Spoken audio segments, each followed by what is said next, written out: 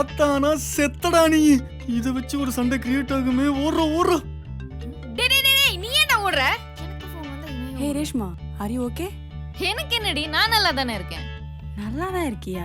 Matter என்ன first அத சொல்லு. ஹே சபரி ஸ்டேட்டஸ் பாரு, உனக்கே தெரியும். சரி இரு பாக்குறேன்.